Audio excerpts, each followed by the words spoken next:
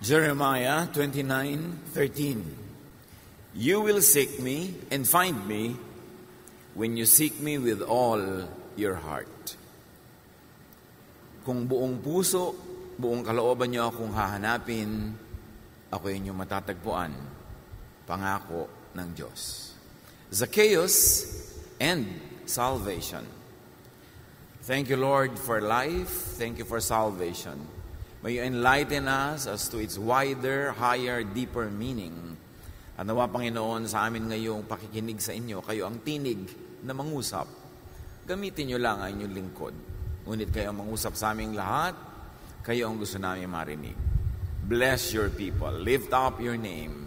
Father, we seek you in the name of Jesus, your Son, our Lord, our Savior. Luke 19:1-10. Pumasok si Jesus sa Jericho at naglakad sa kabayanan. May isang taong roon ang pangalan ay Zacchaeo, isang pinuno ng mga maniningil ng buwis, at siya'y mayaman. Sinikap niyang makita si Jesus upang makilala kung sino ito, ngunit sa dami ng tao, hindi niya ito makita dahil siya'y pandak. Kaya't patakbo siyang nauna sa daanan ni Jesus at umakyat sa isang puno ng sikamoro. Pagtapat ni Jesus sa lugar na iyon, tumingala siya kay Zacchaeo at sinabi, Zacchaeo, bumaba ka agad sapagkat kailangan kong tumuloy ngayon sa iyong bahay.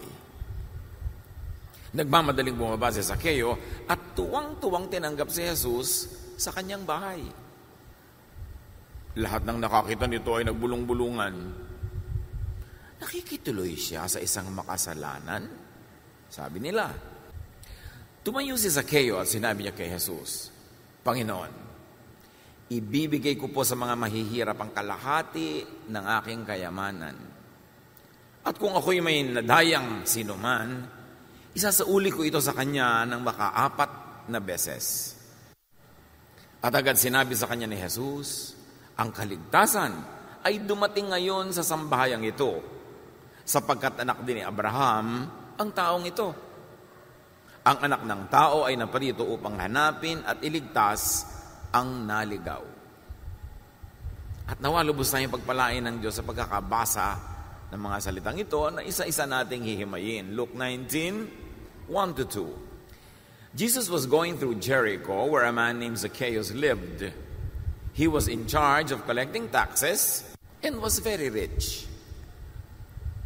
So very emphatic, Zacchaeus was very rich. We don't know if he was rich before he became a tax collector, but now that he is a tax collector, he is very rich. You know what all that means? That many people question the wealth of people who are collecting taxes. And indeed, in the history of Israel, considered din na taksil sa bayan yung mga Israelita na tax collector kasi naglilingkod sila sa Roman government who was collecting taxes for the empire. So doble ang maaring maging dahilan ng mababang pagtingin ng kanyang kababayan kay Zacchaeus. One, nandadaya siya tumutulong sa pagpapahirap sa kanyang kababayan, sa pagsipsip ng kanilang dugo sa pandaraya, sa kolekta ng buwis. At pangalawa, taksil pa siya sa bayan dahil ang gobyernong pinaglilingkuran niya ay foreign power, Rome. Luke 19:3-4. Jesus was heading his way, and Zacchaeus wanted to see what he was like. But Zacchaeus was a short man and could not see over the crowd. Pinagkakaguluhan ang pagdating ni Jesus, punong-puno ng tao ang magkabilang gilid ng dadaanan, at si Zacchaeus na vertically challenged ay hindi makakita dahil matataas yung mga tao na nakatakip na sa daraanan. But he was very interested, and his interest was to see what Jesus was like. Definitely, it was not only to see how Jesus was like physically. There should be so much more than that because of what happened in the story. But he had a handicap height. But let's attempt a higher spiritual reading. And though the story was literal, assign metaphorical values to it as well. A higher spiritual meaning, is what could be benefited from this story. So Zacchaeus wanted to see what Jesus was like. But Zacchaeus was a short man and could not see over the crowd. So let's pay attention to a few important phrases. He wanted to see what Jesus was really like, but he was a short man and he could not see over the crowd. So he wanted. If you want to see what Jesus really is like, you need personal interest, a personal initiative. Sabi niya, gusto kong makita ang Jesus na ito at gusto kong malaman kung ano nga ba talaga siya. Sino nga ba talaga siya? Bakit siya pinagkakaguluhan? Ba't siya pinag-uusapan? Ano talaga ang pakay niya? Ano ang pwede kong maging connection sa kanya? That's what Zacchaeus wanted. And he wanted to see, which is to really know more deeply. Yung hindi lang tingin, hindi lang sulyap, kundi titig. Gusto niyang malaman kung ano ang bumubuo sa espiritu ng Jesus na ito. So he wanted to see what he was like, who Jesus really was or is, and what his thought and teaching really is. What set him apart from the usual teachers na hindi naman pinagkakaguluhan, hindi naman nako-controversialize. Sino tong Jesus na to? Ano talaga ang pagkakaiba niya? But he was a short man. And of course, it could mean a lack of intellectual and spiritual height. So may physical height na kulang, may physical na Jesus na titingnan, pero si Jesus ay hindi lang physical, siya ay spiritual.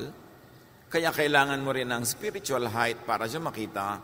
And the shortness of this man could also symbolize the shortness of his spiritual height, the shortness of his intellect, na hindi madaling maintindihan si Jesus ng espiritong mababa ang kalagayan, ng espiritong mababaw ang naaabot. At sabi sa kwento, and he could not see over the crowd. What could prevent anybody from seeing the spiritual Jesus, from knowing the higher meaning of Jesus? What does it mean that he could not see over the crowd, that he could not know Jesus because of the crowd? And the crowd could be religious obstacles. The Jewish religious texts, Jewish theology, the temple. It could be the prevalent and the usual point of view, the religious box. So may dalawang nagaganap, nakahulugan ito. Siya ay pandak, physically, at maaaring ito ay siya ay spiritually and intellectually pandak. At yung crowd na nakakatabing kay Jesus could signify the religious thinking, the religious values, the text of Scripture that they were tied to and married to, that could prevent him and anybody else from knowing the essential Jesus. So isipin natin na dalawang nagaganap na pagpapahayag dito sa kwentong ito. So hindi lang siya pandak physically, it could be an intellectual and a spiritual shortness. And the crowd was a symbol of the religion of Israel, their theology, their interpretations of God. Pag yun lamang ang kanyang hinayaang tumakip sa kanya, hindi niya talaga makikilala si Jesus. Because Jesus is out of that box. Kung ang relihiyon ng Israel, ang kanyang mga katuruan, ang kanyang mga paniniwala ay sapat na para makilala mo ang Diyos, bakit pa ipapadala si Jesus para magpakilala ng totoo ang Diyos? Ibig sabihin, ang alam ng Israel, ang pinaniniwalaan ng Israel noon, ay hindi yun ang talagang real thing. At sa katunayan, yung paanghad lang para makilala ang Diyos. Dahil baluktot ang pagpapakilala ng Israel sa Diyos. Isang Diyos na malupit, mapagparusa, mahilig mamalo, hindi maibigin, at isang Diyos na may favoritism, at sila lang ang bukod tanging paborito ng Diyos. So baluktot. That's why God had to send Jesus. And the story is so beautiful when you read it in many layers.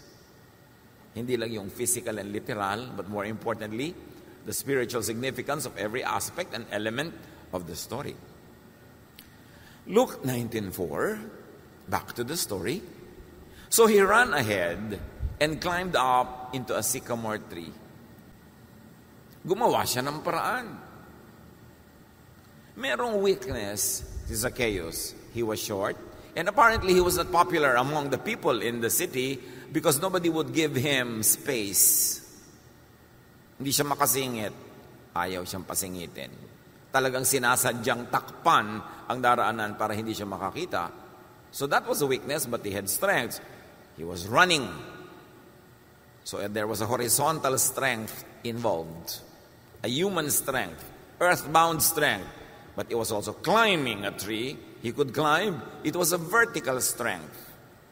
And as you can see, horizontal and vertical, these are the symbols of the cross of Jesus, horizontal and vertical. If you like to spiritualize the meaning of this. And of course, there was the tree. Kung merong mga taong nakasagabal para makita niya si Jesus, may mas malaki naman puno.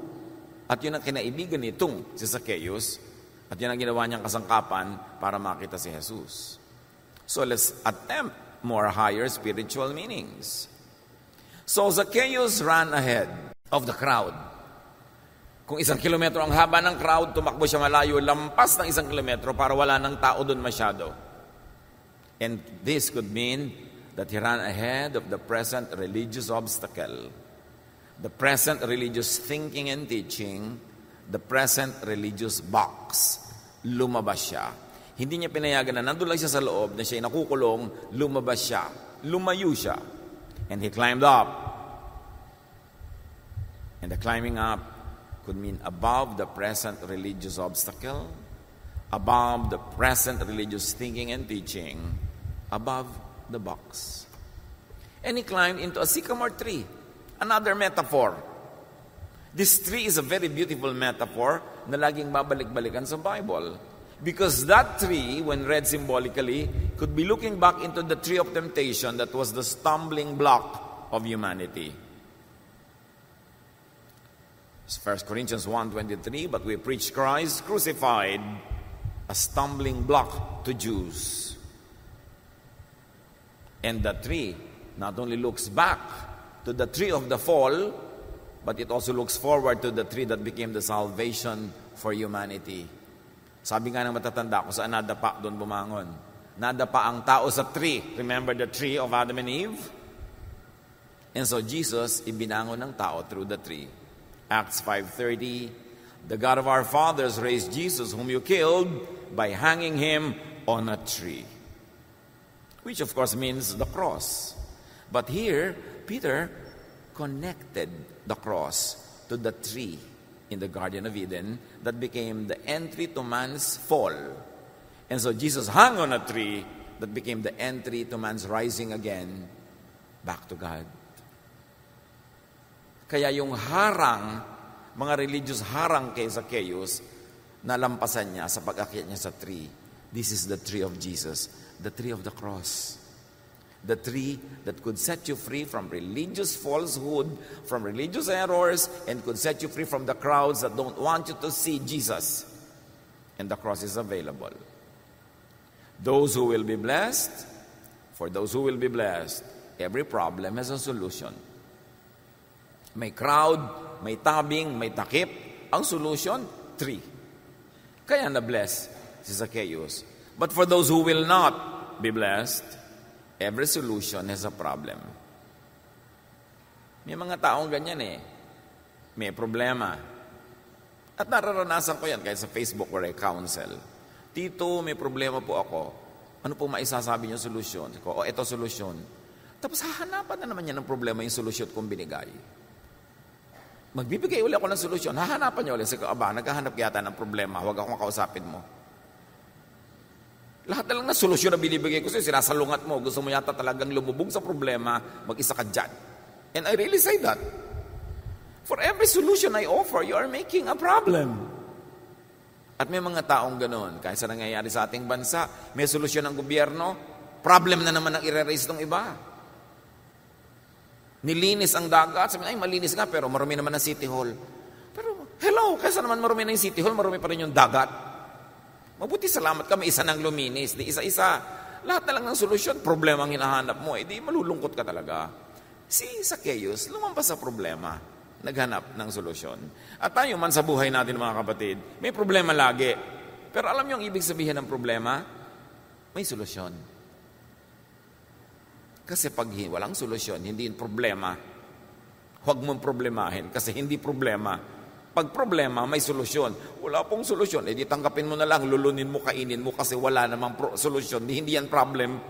Don't problematize it. Wala na po yatang solusyon sa asawa ko. Di tanggapin mo. Natahimik ka dyan. Wala palang solusyon eh. Huwag mo problemahin ang hindi problema. Meanwhile, problema to kasi may solusyon. So, humanap si Zacchaeus ng solusyon. Hindi siya self-pity, hindi siya nagalit sa mga tao, gumawa siya ng paraan. Tapos, at na-solve. So, itong pandak na lalaki, matanda na, umakyat pa ng puno. Can you imagine the social significance of an elderly man with a high civil position climbing a tree just to see Jesus? Para mga batang umaakyat ng puno para manood ng parada. Unless you have the heart of a child, you will not see God. Pag sobra kang serious sa sarili, sobrang self-importance, hindi mo makikita ang Diyos.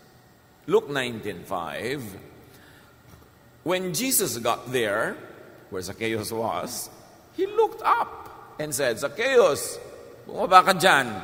Manananghali ako sa bahay mo. Doon ako ngayon magpapahinga. Zacchaeus wanted to see what Jesus was really like. Zacchaeus did what he could do to see Jesus. He was rewarded. Because those that really look for Jesus are seen by Jesus. Sa dinami-rami ng mga tao na dapat niyang makita at eye level, tumingala si Jesus dahil alam niyang naroon si Zacchaeus. Alam niyo kung kayo man tunay na naghahanap sa Diyos.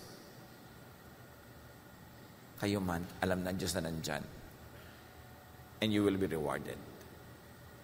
Kung hindi kayo kontento sa alam niyo tungkol sa Diyos, sa pagkakakilala niyo tungkol kay Jesus, hindi kayo kontento sa bunga ng relihiyon sa inyong buhay, marami pa kayong mga tanong, nakararelihiyon niyo, magulo pa rin ang isip, magulo pa rin ang buhay, guilt pa rin at fear, seek Jesus because you'll find Him. But you have to go above the crowd. You have to climb your tree. Matthew 7:7, ask, and it will be given you. Seek, and you will find. Knock, and the door will be opened to you. And that is what Zacchaeus did. Hinanap niya si Jesus, may problema, nilutas niya, nakamit niya. Hindi naman niya inaasahan na papansinin siya ni Jesus. So how do you see what Jesus is really like? Initiate. Ask. Pray. And then you act. Kailangan kang kumilos. Seek. Study. Reflect. Meditate. Huwag kayong magkasya sa isinusubo lamang ng Bible study leader, ng preacher, ng teacher. Mag-aral personally. Magsaliksik. Huwag matakot magtanong. Hindi takot ang Diyos na matanong kasi alam niya ang sagot. Hanapin. Kung parang may kulang sa inyong espiritualidad, hanapin si Jesus. Huwag makontento sa mga konti-konting nadidinig na babasa, kailangan magsaliksik and persist. Ang sinabi, knock. Get out of the box. Open the door if it is Jesus knocking. Pag kumakatok si Jesus sa ating puso, yung iba ayaw magbukas, ay baka may ibang ipagawa sa akin, mapagod ako. Baka may ibang katuruan, malito pa ako. Naku, baka may iba pang sasabihin sa akin, tama na yung alam ko para happy na ako. Yung mga ganon are not rewarded. But when you open the door, willing to hear Jesus, to be changed by that conversation, like the change that happened during the conversation between him and Zacchaeus. Sabi ni Jesus sa Revelation 3:20, listen, I am standing and knocking at your door. If you hear my voice and open the door, I will come in and we will eat together. Ganda ng pangako. Sabi, kumakatok ako, kung pagbubuksan mo ako, papasok ako at tayo'y dudulog, hahapag, kakain tayo together. And in ancient Middle Eastern culture, to eat together is the highest level of fellowship. Kaya laging ang mga metaphor, ang symbolism ng heaven, ng eternity is a banquet where God hosts a big dinner. Because in the Middle East, when a host eats with you, or a guest eats with you, it means that he will give his life to you and for you. Sa mga tent ng mga Bedouin, sa mga disyerto, sa gitnang silangan, lalo noong unang panahon, pag inaya ka nilang kumain at nakidulog ka sa kanila, it's an announcement to the entire village and to everybody else, nobody can touch you, nobody can harm you, dadaan muna sa ibabaw ng malamig na bangkay ng host. Because pag hinost ka, ibig sabihin yung host willing to die for you, to protect you, to give you his life. Kaya ang sabi ng Psalm 23, you prepare a table before me in the presence of my enemies. You anoint my head with oil, my cup overflows. High form of blessing pag sinabing, the Lord will sit on a table and eat with you. And that is the meaning of the Lord's Supper. And that is the meaning of what Jesus did. He was always eating with tax collectors and sinners. Jesus changed the social map through his dining habits. Sa social map, the table is a map. Yung mga pinaka-importanting tao sa okasyon na yun, nasa presidential table. So alam mo na, kung nando ka sa maliit na mesa, sa likod ng puno, sa likod ng haligi o kurtina, you know your position in that event. At syempre sa presidential table, may nakaupo sa kaliwa at sa kanan ng host. Ang pinakamahalagang bisita, nasa kanan niya, yung susunod, nasa kaliwa. Ngayon kung nando ka sa dulo, alam mo na ang pwesto mo. Hindi sa buhay, sa event na yun. So, when Jesus dines with tax collectors, with sinners, he's not just having a fix. He's not just having a meal. He is telling one and all, these types of people are welcome in heaven. These types of people are who God seeks and loves and gives importance to. Napakahalagang makita yung mga ganyang cultural meaning ng sinasabi sa Bible para ma-appreciate natin yung malalim na kahulugan. At sabi ni Jesus, pag pinagbuksan niyo ako ng pinto, dudulog tayo. It means I'll give you my life. No one can touch you without having to go through me. First, ililigtas kita, mamahalin kita. Now, doing all this, nagbukas siya kay Jesus, pinakain niya sa kanyang bahay, Zacchaeus began to see what Jesus was really like. Diba, ang una gusto niya, he wanted to see what Jesus was like. And he never knew just by running and climbing a tree, so much was going to happen. And what Zacchaeus got to know was that Jesus is aware of sincere seekers. Alam ni Jesus, pag kami mga seekers na sincere, that Jesus honors and reveals himself to those who seek him. Kahit natatabunan ka ng mga dahon, nakasabit ka sa puno, at maraming ibang taong pwedeng makita at eye level, hindi lingid kay Jesus ang iyong paghahanap, ang iyong pananabik sa Kanya. Tulad ng sinabi ng Jeremiah 29:13, you will seek me and find me when you seek me with all your heart. Kailangan ang puso nakataya sa paghahanap, puso na handang umakyat, maglambitin sa puno, magbukas ng bahay, maghain, yung pusong yon ang makakatagpo kay Jesus. To seek Jesus and to seek for God, of course, the usual way is to seek in Scripture. Basa ka ng Bible, hanapin mo si Jesus doon. This is the traditional and the usual practice. But, apparently, this is not enough. Yung magbasa ka lang ng Bible, kumain ka ng verses, mga pahina ng Biblia, is not enough to know Jesus. Because the teachers of the law did not find and did not recognize him despite their studies, and despite their devotion to the text. Sa ulo ng mga Pharisees, ng mga teachers of the law, ng mga priests, ang scripture, and yet they never found Jesus. So hindi sapat na kumakain ka ng verse araw-araw, lumulungad ka ng verse, nagsisisigaw ka ng verses dyan, hindi ibig sabihin kilala mo na si Jesus. Samantalang mahalagang step yon to know Jesus, pero kung hanggang doon ka lang, hanggang verses lang lagi, kulang. Because all of Israel had verses every day. And they did not know Jesus, and when Jesus came, they rejected Him. John 5:39-40, you study the scriptures diligently, sabi ni Jesus, because you think in them you have eternal life.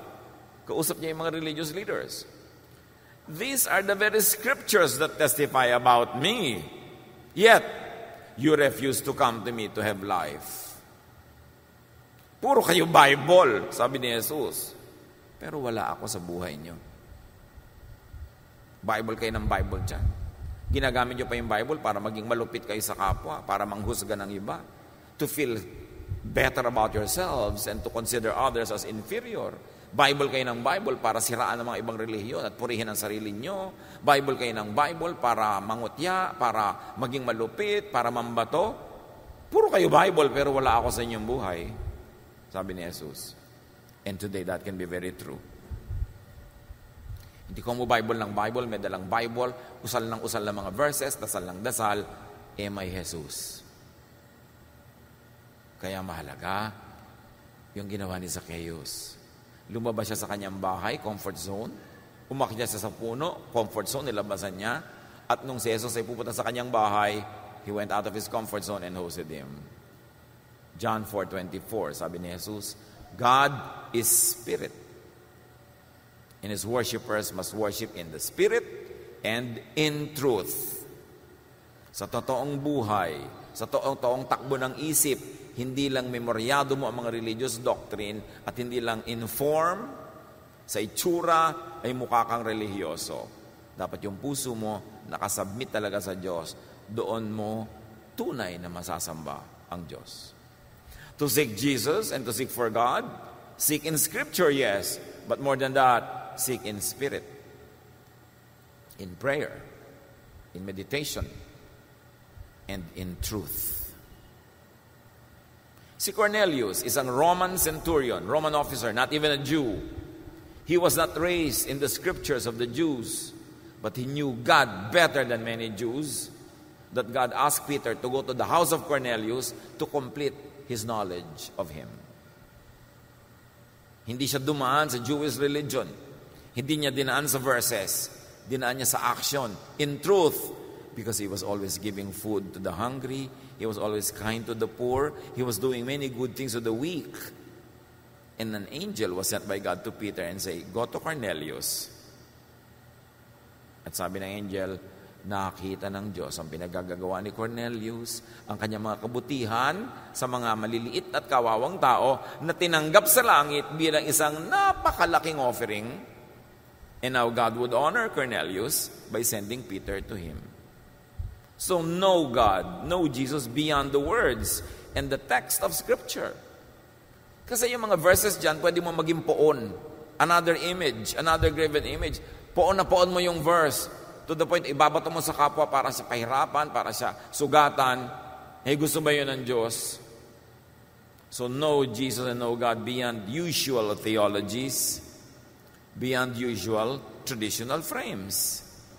Kasi pag tingnan mo yung usual theology, yung usual religious frame, yung mga simba ng simba, yung mga umaaten, memorya ng mga Bible, kaysa sama pa rin ang mga ugali. In fact, kumisa nga, mas sumusungit pa. Pagka maraming nalalamang verses, hindi ibig sabihin, verse lang yung nakukuha nila, hindi si Jesus.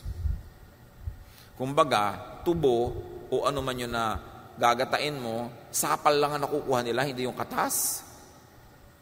Punong-puno sila ng sapal, pero wala yung katas. Si Jesus yung katas. Mahalaga. Luke 19, verse 6, Zacchaeus hurried down and gladly welcomed Jesus. So, there was welcome with gladness. Now, no hesitation, no fear. Yung iba sa mga mag-Bible study sa bahay nyo, ay, baka naman mamaya pigilin nyo ako sa aking mga bisyo. Ayoko mag-Bible study, baka mamaya yung mga kapritsyo ko sa buhay, maputol. Yung ayaw nila kay Jesus kasi natatakot agad sila na baka isip sila ibahin. Kaya tuloy, hindi nangyayari ang dapat mangyari. Luke 19:7, everyone who saw this started grumbling. This man Zacchaeus is a sinner, and Jesus is going home to eat with him. Yun, may nagreklamo na naman. Sa halip magpasalamat, ay salamat, dumating si Jesus sa ating city. Ay salamat, makikikain si Jesus sa bahay ng makasalanan. Di ibig sabihin sa bahay natin, pwede rin kasi makasalanan din naman tayo tulad ni Zacchaeus. Hindi yun ang naisip nila. Nag-isip sila ng problema. Samantalang dumating sa city nila yung solusyon. Sana niyaya din nila sa bahay nila, pupunta rin yun. Sa Samaria nga, yung mga tao nung nakinig kay Jesus, asked him to stay a few more days, and he did. But bashers bash, complainers complain. Huwag niyo silang pahalagahan. Do not be intimidated or limited by bashers. Hayaan niyo sila. And who are these bashers in the context of Jesus and Zacchaeus? The keepers of tradition. Sabi niya, makasalanan, doon nagpunta. Sa tradition, dapat pupunta ka doon sa pinakabanal.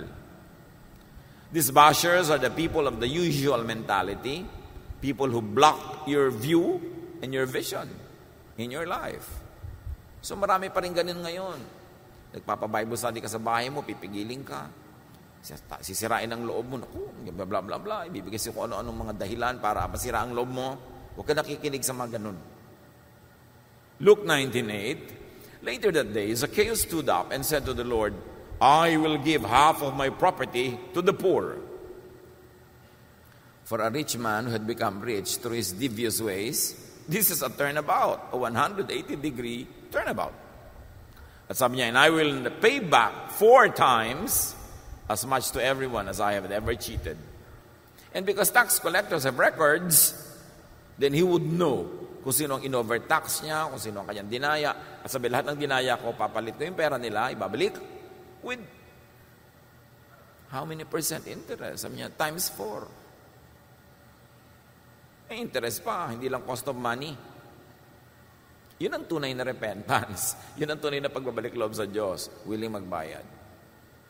Hindi yung, hoy sister, born again ka pala last year, born again na rin ako ngayon, sister mo na rin ako, quits na yung utang ko ha.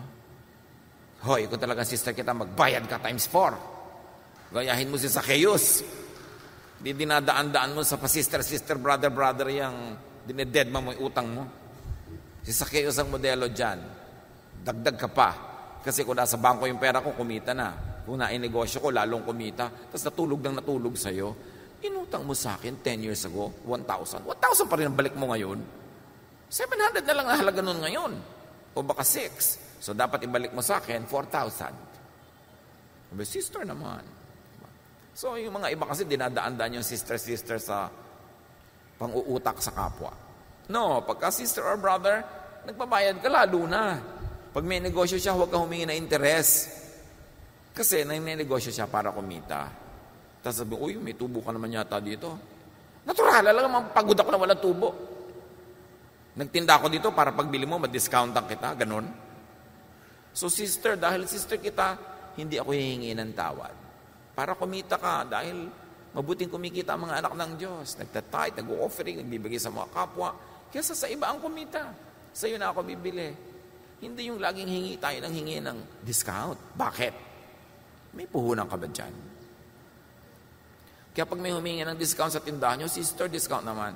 Teka, nung namuhunan ako dito, may kontribusyon ka ba, sister? Wala. Wala pala. Ba't ka nag-expect ng discount? Anong klaseng satanic thinking yan? Dapat godly ang thinking mo. Mahal mo ko, sister mo ko, tangkilikin mo negosyo ko para kumita naman ako. Hindi yung nalugi ako nagsara dahil araw-araw ang bumibili mga sisters and brothers. Dapat blessing. So, Zacchaeus had a real change of heart. He wasn't only willing to return the money, he was willing to return it 4 times. Zacchaeus went through a series of correct moves. First, he approached Jesus. He overcame obstacles. And then he heeded the call of Jesus gladly to set lunch for him. And he welcomed Jesus into his home. He received Jesus' love. Alam niyo yung mga ibang tao, madali sa kanilang gumawa ng mabuti, pero hirap silang tumanggap ng kabutihan ng iba. Dapat willing ka rin tanggapin yung pag-ibig ni Jesus. Kasi may mga taong baligtad, ayaw nilang iniibig sila, minamahal sila, inaalagaan sila. They're not comfortable with it, whatever the reason. But if you like to be blessed, you must open yourself not only to give, but also to receive, especially love. And he received Jesus' love. Now he could be giving. Bakit kaya na niyang mag-goodbye sa napakarami niyang kayamanan? Half ibibigay sa poor, remember? Half na lang natira. From that half, babayaran niya lahat ng kanyang ginoyo at kanyang mga inonse-onse times 4. So, gano'n na lang karami matitira sa kanya? Baka wala na. But he could be giving because he already received the love of God. Now he could and he would give much to the poor and he would correct his mistakes. Yun ang talagang dinadapuan ng Espiritu ni Jesus. Hindi ang laki-laki ng bit-bit na dalang Bible, tapos dead ma sa mga utang niya, tapos laging gusto mang lamang, tapos hindi pala bigay, hindi pala maibigin, wala. Verses lang ang kinain nun, pero wala yung spirit, wala yung truth. Luke 19, Jesus said to Zacchaeus, "Today, you and your family have been saved, because you are a true son of Abraham. The Son of Man came to look for and to save people who are lost." So Zacchaeus was saved.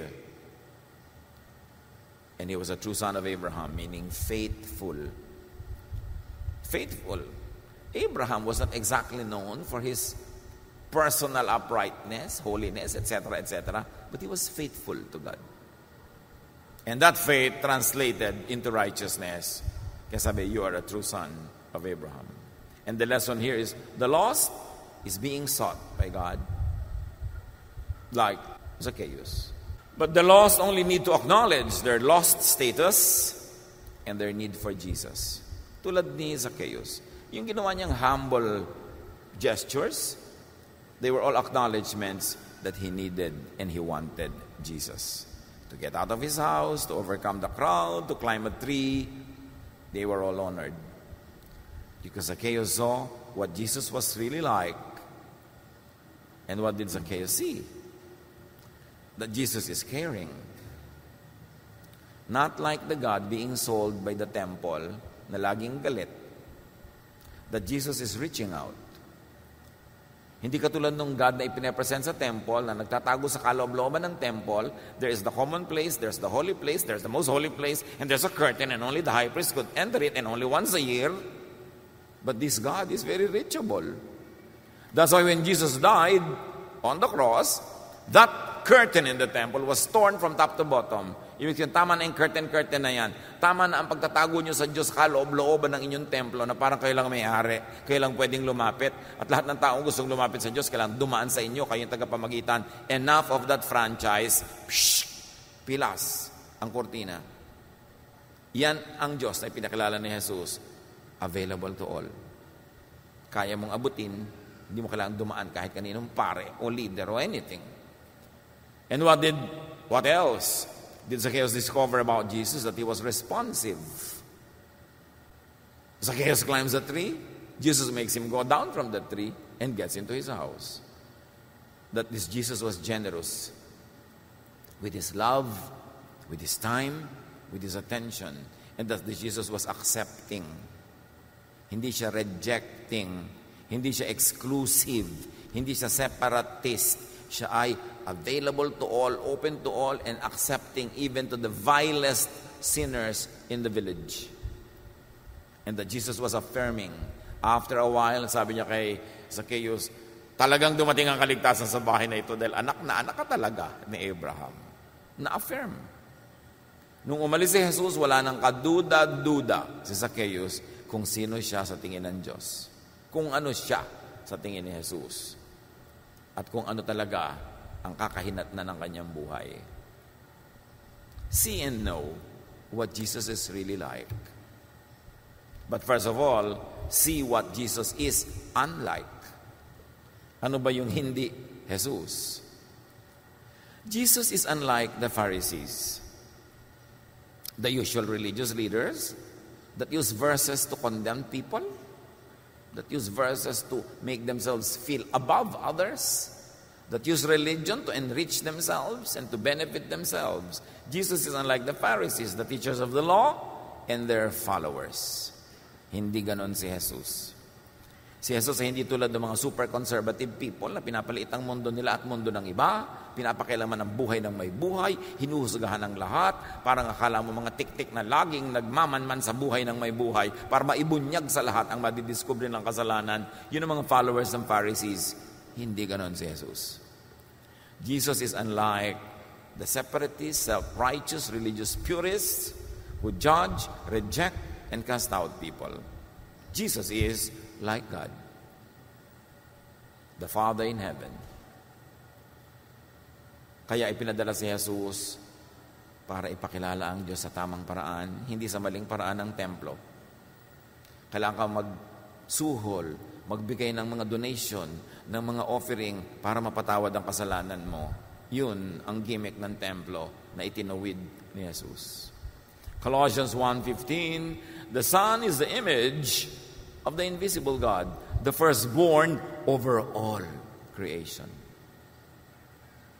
Hindi natin nakikita ang Diyos sa langit, ngunit kay Jesus nakita natin. Ayun pala ang Diyos. Makasalanan si Zacchaeus, pinansin. Doon pa kumain. Ganun pala ang Diyos. Nakikikain, humahapag, dumudulog, kasama ng mga outcast ng society. Yung nire-reject ng mga simbahan, yung nire-reject ng mga relihiyoso, doon pala nakikipag-fellowship ang Diyos through Jesus. Yung mga kulang, marumi sa tingin ng mga relihiyon, yun pala ang talagang nililingap ng Diyos. Colossians 2:9, for in Christ, all the fullness of the deity lives in bodily form. Yung Espiritu ng Diyos sa langit na hindi mo mahawakan, hindi mo makita, nagkatawang tao sa pamamagitan ni Kristo. Nahahawakan, nakikita, nakakausap. Available, reachable, tangible.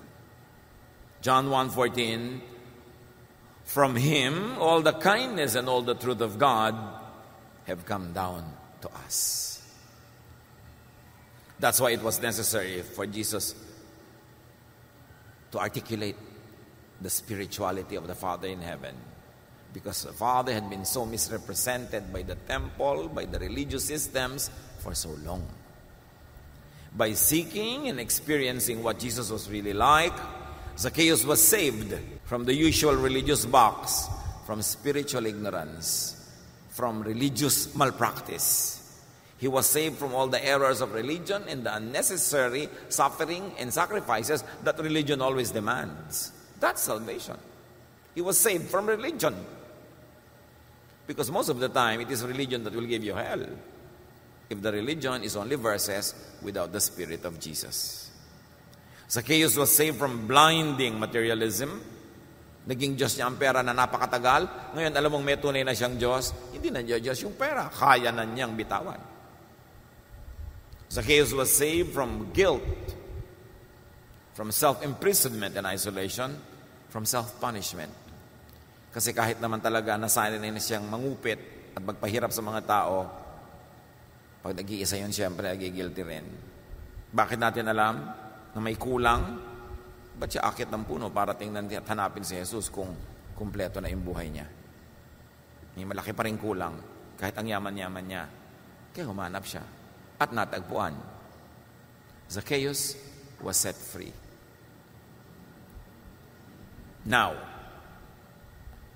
tayo ang Zacchaeus na yan. Mga Zacchaeus tayo. There is a Zacchaeus in each one of us. Kaya ang kwento ay nandito sa Scripture. Hindi para tayo libangin, ang ganda naman ng kwento, hindi ganun. Kasi kwento natin yan. At hanggang hindi natin inaangkin ang kwento ni Zacchaeus, hanggang hindi natin ginagawa yung ginawa niya rin, maaaring may kulang din sa ating buhay. Hindi natin lubos na kilala si Jesus. Kung hindi tayo lalabas ng bahay, aakyat ng puno, maglalambitin doon, at tititigan si Jesus. Sapagkat pag ginawa natin yan, magpapakilala rin siya. Maganda na nakikilala natin ang Diyos through a Bible study, through preaching like this one. Pero dapat meron kayong kanya-kanya, personal, sariling pag-aaral, pananaliksik, pananalangin, pagbubulay-bulay, para magkaroon din ng pribadong pagpapakilala sa inyo ang Diyos. Tulad ng nangyari kay Zacchaeus. Walang audience, walang madla, sila lang ni Jesus, personal. Do as Zacchaeus. And like him, you will receive salvation, not only from hell, but salvation from guilt, salvation from difficulty, from self-imposed punishments, salvation from guilt, salvation from isolation, and from anything else that becomes a god, like materialism, like money, or anything else that we value far above God or far above our own spirituality.